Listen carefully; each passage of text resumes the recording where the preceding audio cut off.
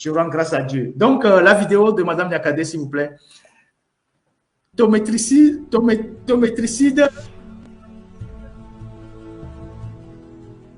Togolaises, Togolais, chères concitoyennes,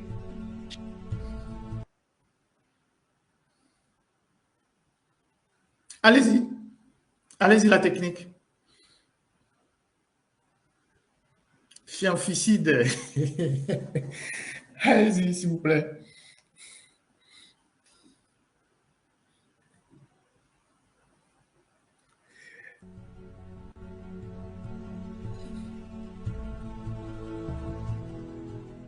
Togolaises, Togolais, chères concitoyennes, chers concitoyens, je suis Essozamna Marguerite Nyakade, ancienne ministre des Armées du Togo.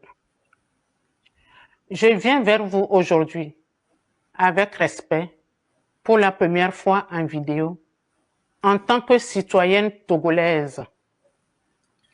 Je viens vous parler avec franchise et responsabilité, mais également avec un profond amour pour notre pays, le Togo.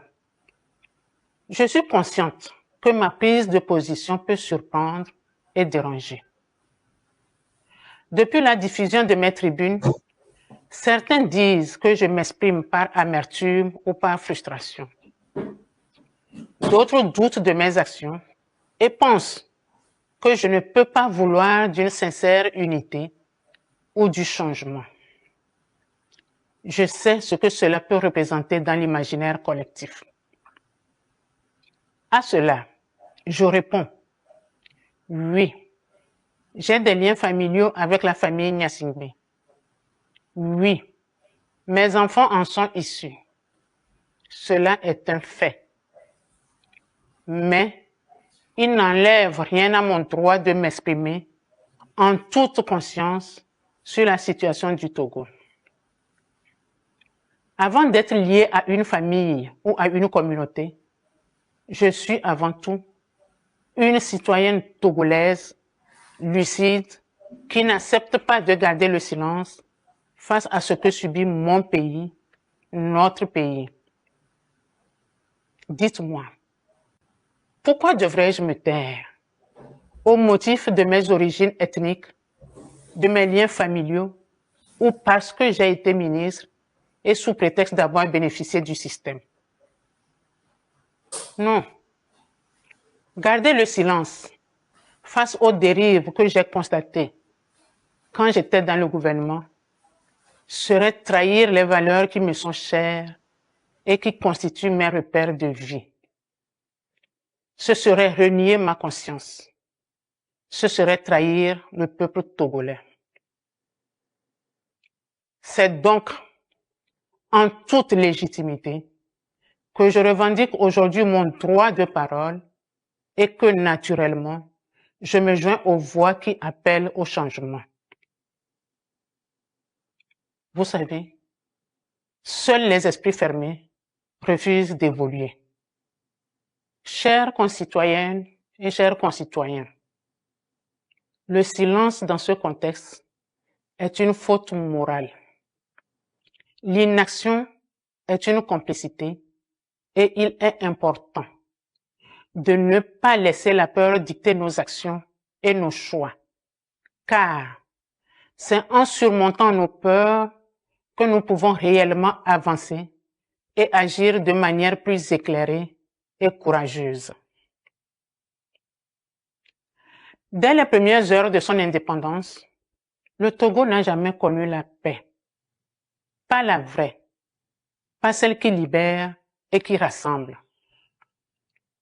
Le Togo est resté enfermé dans un cycle ininterrompu d'abus, de violence et de répression contre sa propre population.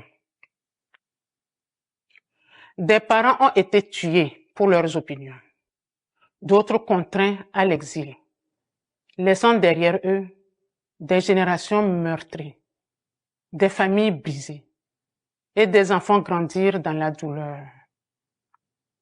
Des Togolais, qu'ils soient du nord, du sud, de l'est ou de l'Ouest ont été contraints de fuir leur propre pays, non pas pour une meilleure vie, mais pour survivre. Toutefois, il n'y a pas que ceux qui sont partis. Il y a aussi ceux qui sont restés. Ceux qui vivent au Togo et qui ont appris à se taire par peur et par instinct de survie. Des citoyens emprisonnés, privés de leurs droits les plus élémentaires et de leur dignité. Nous pensons à tous les Togolais, d'ici et d'ailleurs, qui portent en eux des blessures profondes, des douleurs anciennes et des colères légitimes. Il serait difficile d'imaginer toute cette souffrance, parce qu'il faut la vivre pour la comprendre. Il est temps d'arrêter toutes ces souffrances, d'assumer les erreurs du passé et de faire du Togo un pays de repentance, un pays de justice, un pays de mémoire. Ce sera le prix de la guérison et le seul chemin vers un pays de pardon et vers une paix réelle. Nous devons aussi avoir en mémoire que le problème togolais n'est pas une région. Le problème n'est pas non plus un nom de famille, ni une communauté. Le vrai problème, c'est un système qui a trahi les espoirs du peuple. Et ce système doit être combattu et changé. Chères concitoyennes, chers concitoyens, notre pays ne se construira pas dans la division, mais dans l'unité afin de faire du Togo une nation. Nous avons tous un rôle à jouer afin que nos concitoyens de l'extérieur puissent rentrer chez eux et que tous les Togolais vivent en paix, parlent sans peur et marchent sans crainte. C'est ensemble que nous reconstruirons notre pays dans la fraternité et la détermination. Le temps du silence est terminé. Le moment est venu de dire les choses avec clarté. Nous avons besoin d'un Togo nouveau, d'un pays libre, juste, réconcilié et tourné vers l'avenir. Le Togo est en effet un pays riche, doté de ressources humaines et naturelles considérables. Il devrait être un modèle de développement. Hélas, les années de privation de liberté, de mauvaise gouvernance, de corruption endémique et d'impunité ont gravement compromis notre avenir collectif.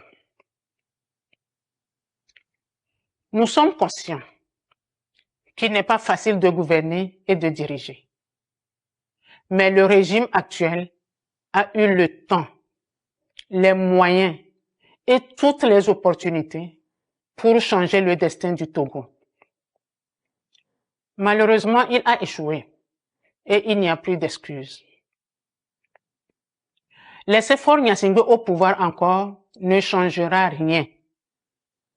Il doit, d'une manière responsable, démissionner pour laisser la place à une transition apaisée, inclusive et nationale en vue de la reconstruction de notre pays.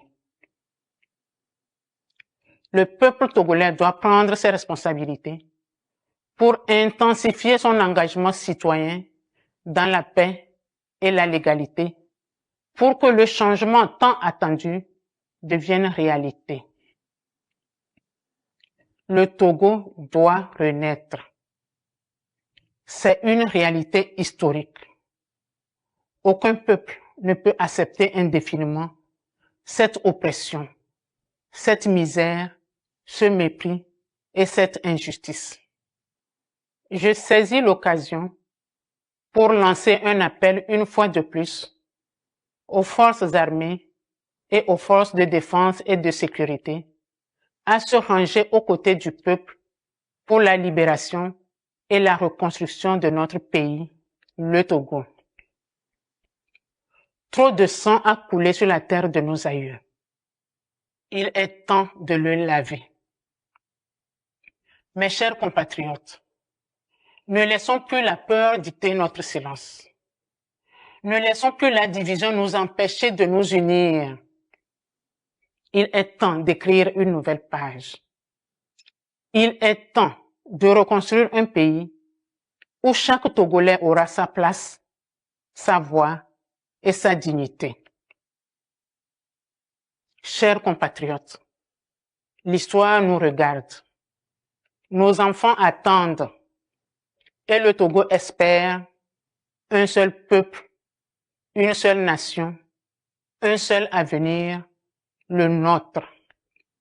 Je vous remercie.